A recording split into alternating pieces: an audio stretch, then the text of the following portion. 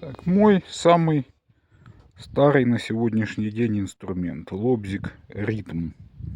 Перерезал за свои 20 лет астрономическое количество километража дерева. Строились и кроличьи клетки, и крыша дома делалась, и крыша сарая, и пилились им дрова, и бревна резались, брусья как вдоль, так и поперек. Ну, в общем, трудяга поработал на славу. Многие задаются вопросом, почему лобзик режет криво, не держит угол 90 градусов. Так.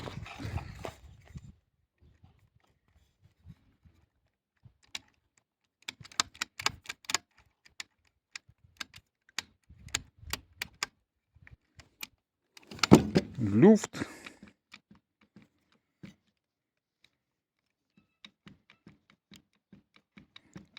Появился уже много лет у него последних, астрономический. Будем сейчас им займемся, будем его разбирать, попробуем его по старой памяти. Откладывать его не хочу, чтобы еще поработал, как память о молодых моих годах.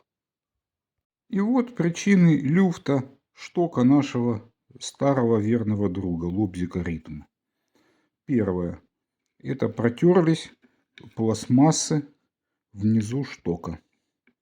Здесь, к сожалению, лобзик дешевый, поэтому ограничитель хода подпружиненный ходит по пластмассе, и он ее протер. Ну и, соответственно, шток выгрыз вот два места. Сейчас будем это дело восстанавливать.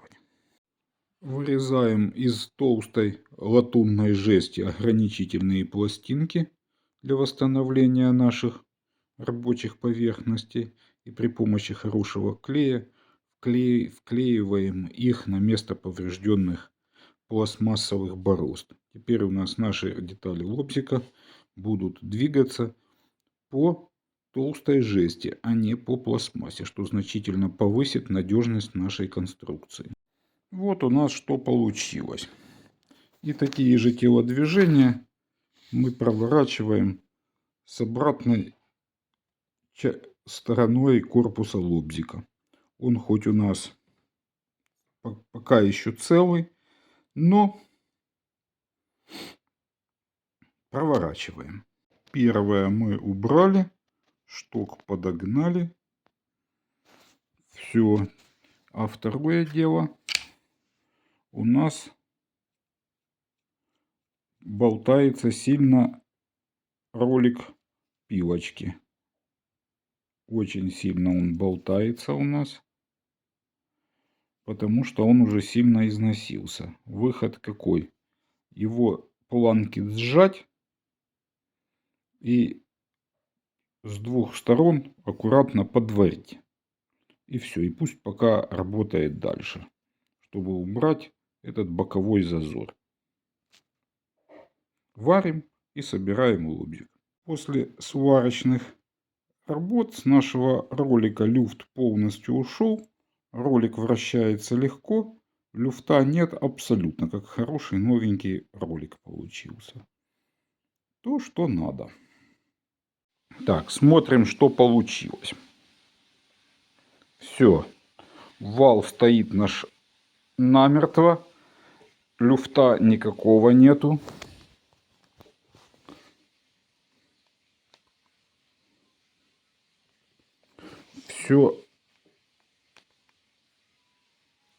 Все шикарно. Зажат вал у нас шикарно просто. Все. Работу можно признать, как говорится, шикарной.